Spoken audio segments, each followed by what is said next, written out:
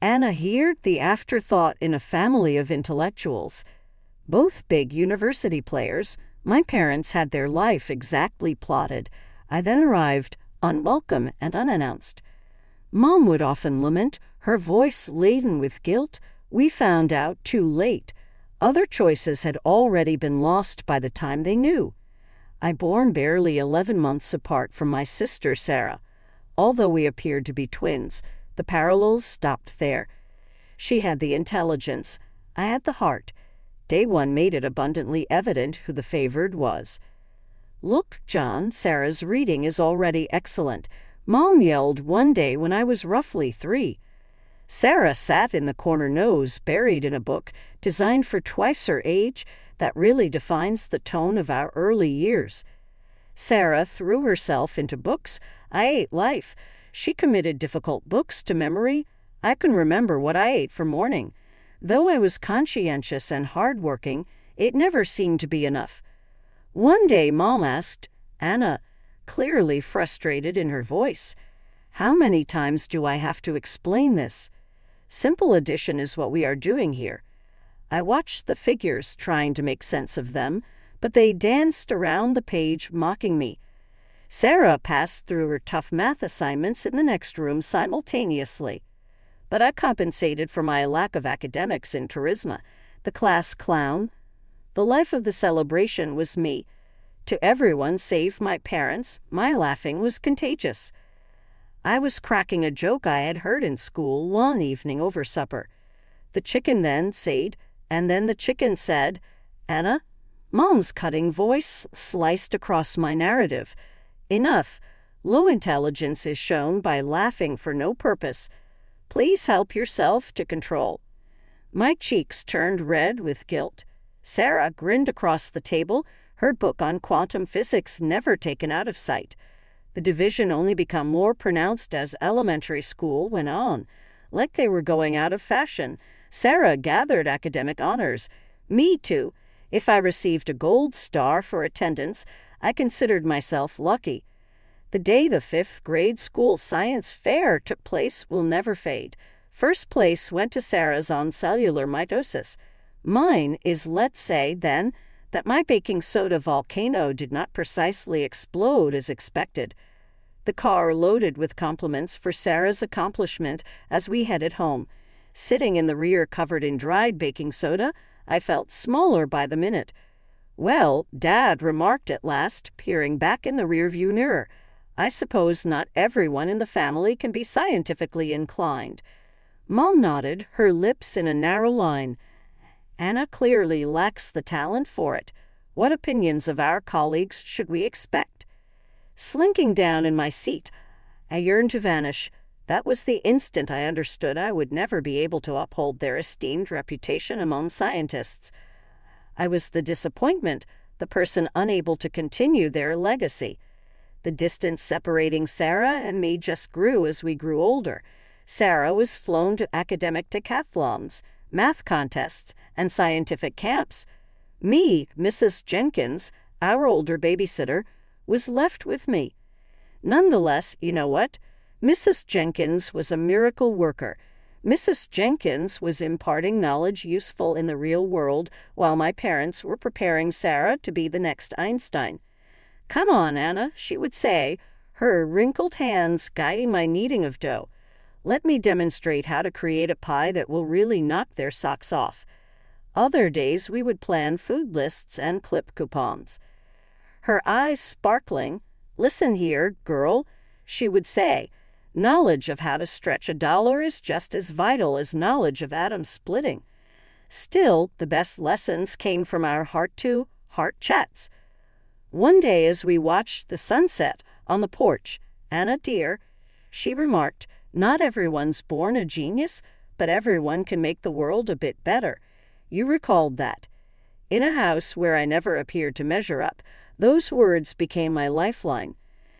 Sarah kept shining in front of her school. She competed in every academic contest, returning medals and prizes Mom would proudly show in the living room. Conversely, my report cards were buried in a drawer and never seen at all. In high school, it was difficult. I was just trying to keep my head above water while Sarah zipped through AP courses and SAT preparation. My enemy was arithmetic. No matter how hard I tried, the numbers would not cooperate. The last straw came that day we received our SAT results. Of course, Sarah had done it perfectly. Me too. Let's suppose my score wouldn't be getting me into any universities. Dad roared, waving my score report in front of me. A dumbass, that's what you are. How can you be that dumb? Simple addition, for God's sake. Mom watched from behind, disgustedly shaking her head. Sarah also. She grinned smugly as she leaned against the doorframe. She did not once come in to defend me. She never volunteered to assist once. She simply watched, most likely considering her great fortune to be the intelligent one. Tears running down my cheeks, I stood there while my parents launched their attack. You cannot even add 2 plus 2. How are you planning to enter college? To create something of your own? Their comments hurt right to the core, each one a reminder of how I will never be good enough. But in among their yelling, I saw something else stirring. Wrath, will, a strong will to disprove them.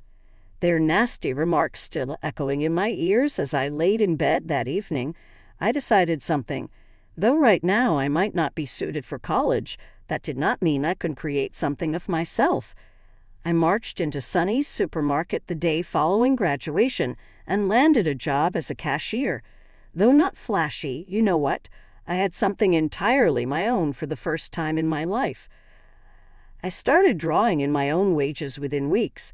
Though I told my parents I had a job, they hardly looked up from their newspaper. To be honest, I was relieved, not asked where or what I was doing. At least this way they couldn't object. Now I had my own money, but I still lived at home. Not much, but enough to enjoy some fun free from begging my folks for money. Knowing I could say yes without thinking about the expense, my friend and store colleague Lisa would phone, "Anna, you coming to the beach this weekend?" And I would smile. Sarah was immersed in books, getting ready for her first semester at some elite Ivy League university, while I was living it. Weekends at the beach, movie evenings with friends, last-minute road trips. I could now be me at last, unfettered.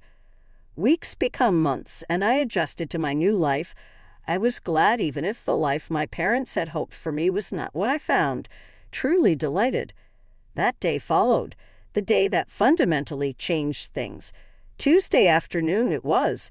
The store was empty until I heard the automated door swoosh open while replenishing the gun display. Looking up, my usual greeting on my lips froze. Looking as prim and perfect as always, my mother was there. We simply looked at one another for a moment. She looked shocked, and I followed right away with humiliation. She turned, obviously ready to go without saying, but some foolish, hopeful part of me cried out, "Mom, hey." Her visage a mask of contempt, she turned slowly. "Anna," she replied, her voice full with letdown. "What are you doing here?" Trying to preserve a light voice, I gestured to my name badge. "My workplace is here, have been for some months now." Her eyes squeezed. "A woman in sales? Really, Anna? The daughter of a lecturer, reduced to this?" She waved a lazy hand at the nearby grocery. "What would our colleagues believe should they learn my daughter ranks lowest on the social ladder?" Her comments landed like a smack.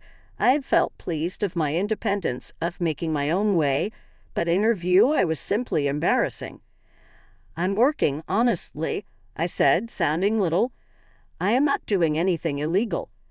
But Mom was beyond logic. Her voice grew, catching the few patrons of the business. "You hear me, you will leave this job right away. You embarrassing our family like this is not what I want, and if this is the road you decide upon, you may forget about sharing our house." Rooted on the ground, I saw her bolt from the store. The automated door swished closed behind her, producing an almost deafening silence. That evening I went home tear-stained cheeks and a heavy heart. Though the house was empty, the quiet felt stifling. I walked to my room and began packing without saying. Mom materialized in the doorway as I was zipping up my last bag.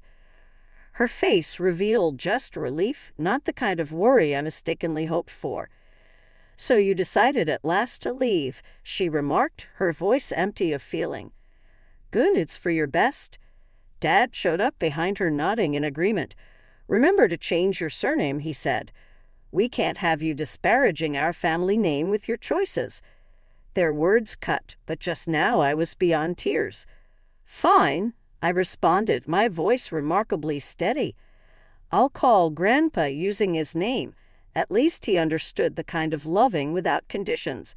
Not turning around, I got my luggage and left. I offered my new address. They did not ask for it.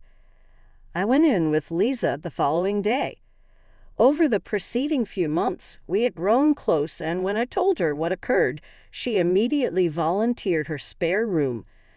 I came over Sarah's profile one lazy Sunday afternoon as Lisa and I were browsing social media. Though my finger stopped over the unfollow button, curiosity won out.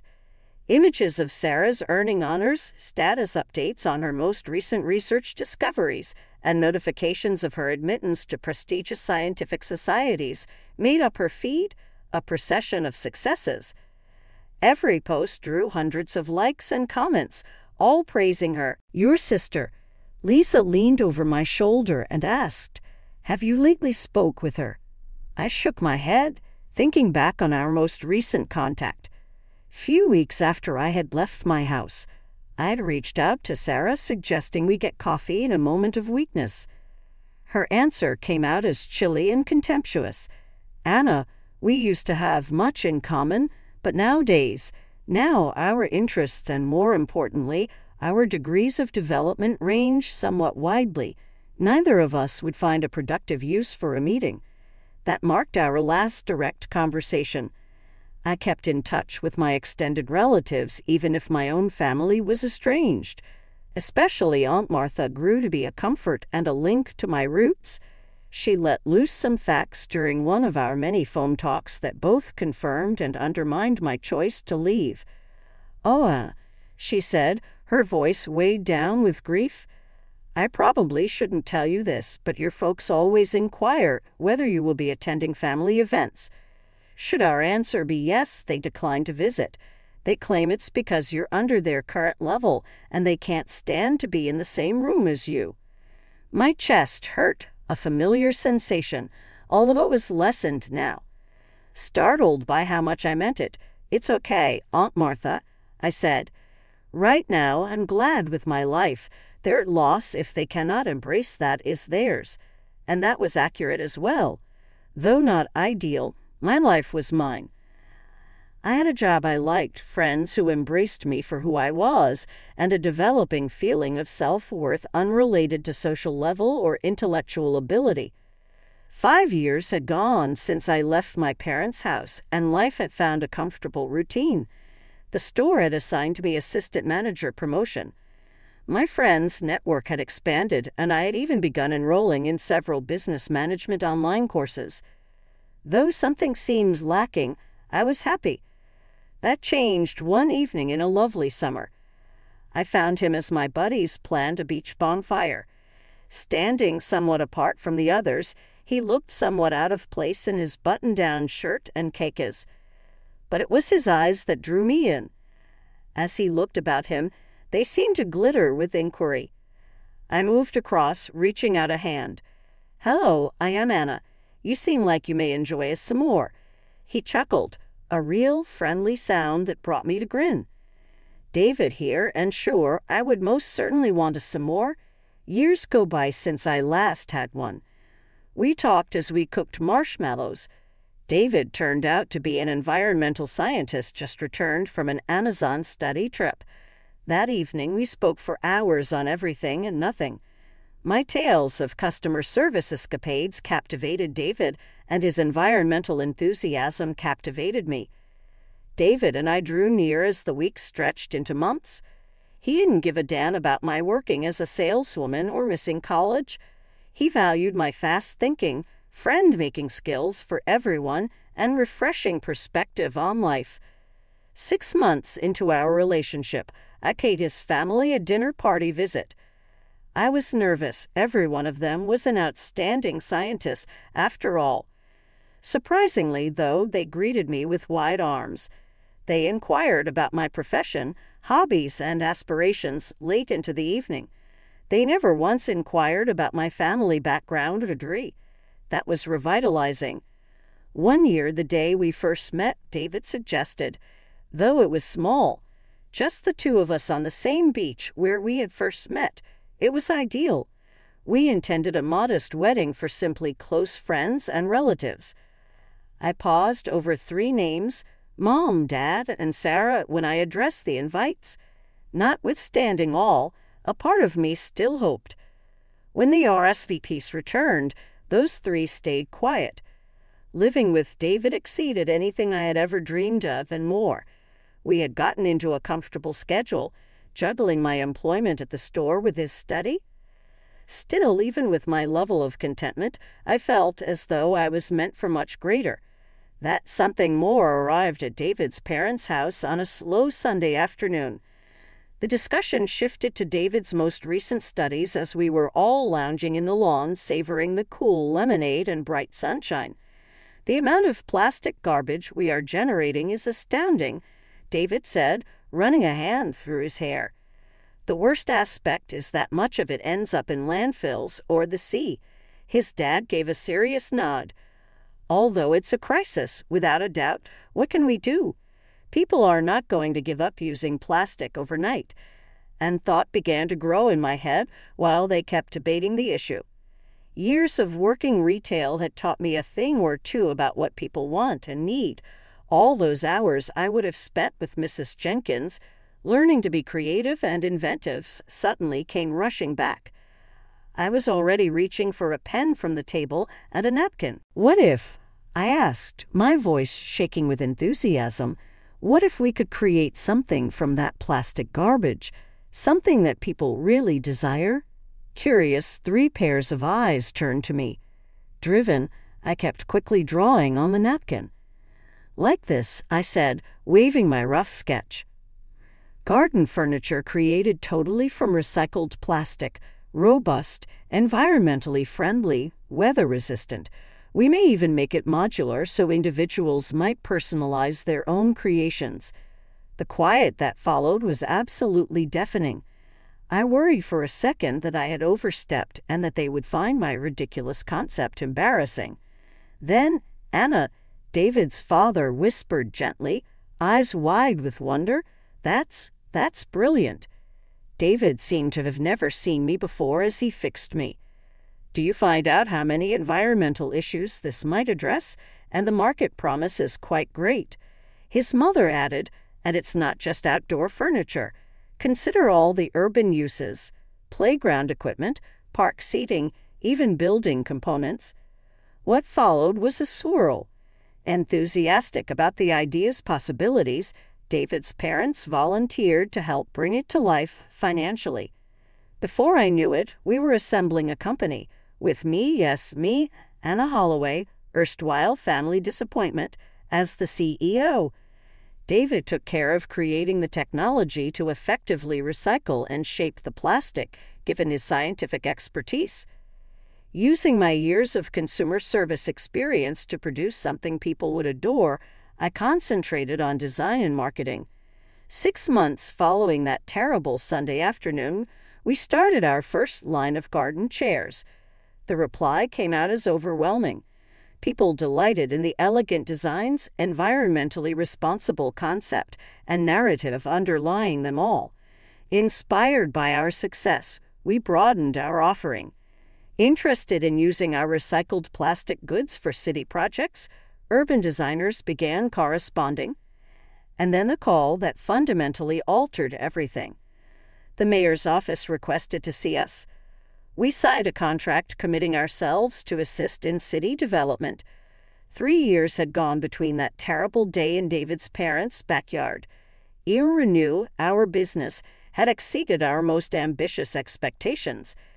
We had changed city parks, recycled tons of plastic garbage, and even begun branching out into environmentally friendly building materials.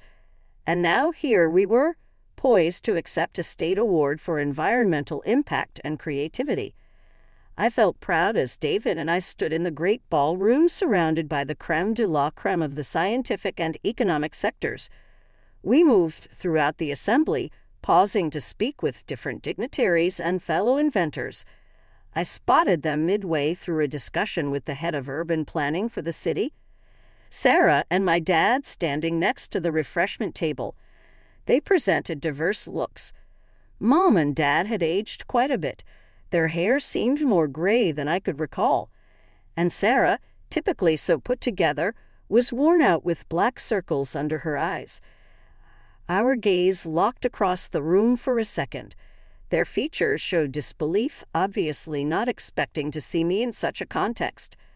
I looked at David and linked my arm through his. I said, maybe a little louder than required, "Let's go find your parents." My eyes forward, chin raised as we passed my family. David's parents were here, glowing with pride beside the stage. I looked out of the corner of my eye and saw movement while we discussed the approaching event. Approaching with eyes locked on David's mother was my mother.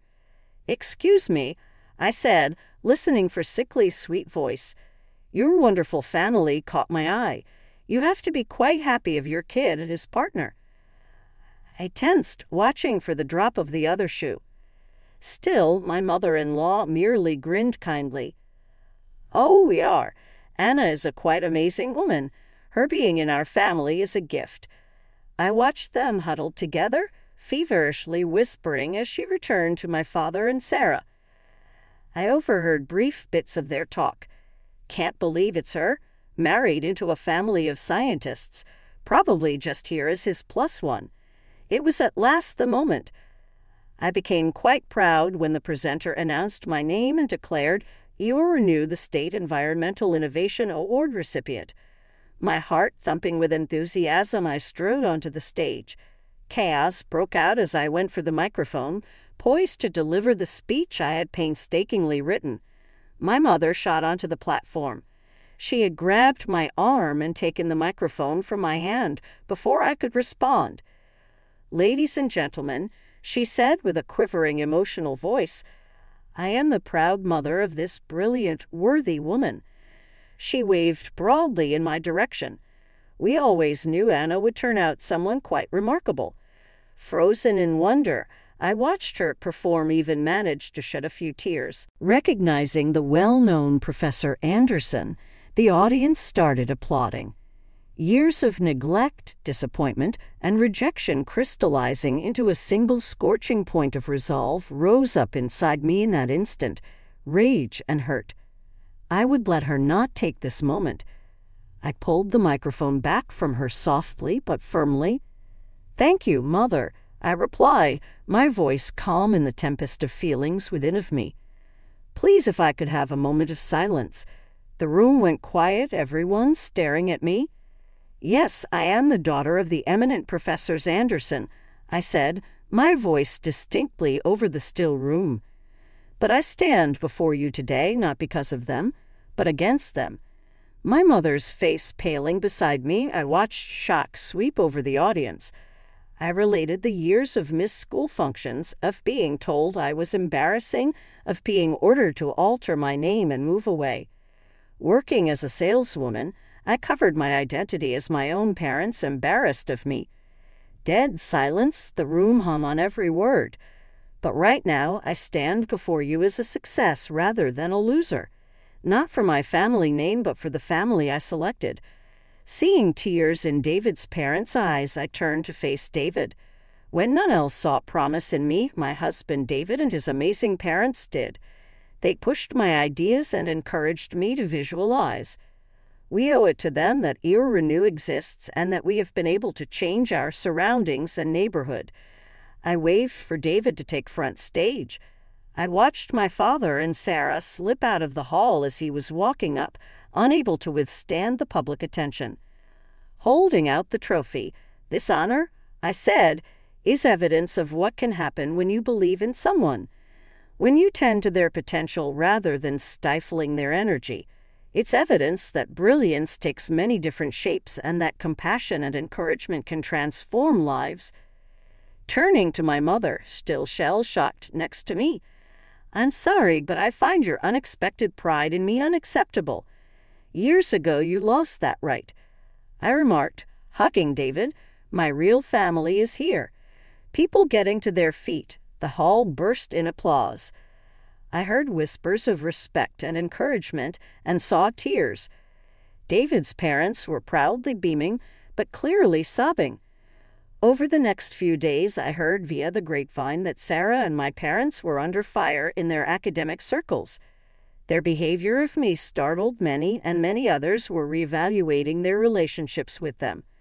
Part of me felt bad for exposing them, for complicating their life as they phrased it. A better part, though, realized I had done nothing illegal. I had just spoken the truth, a truth suppressed for far too long. In terms of me, life continued. Renew kept expanding and inventing. David and I began discussing our own prospective family. Every day I awakened appreciatively for the life I had created, for the family I had selected, and for the power I had discovered within myself.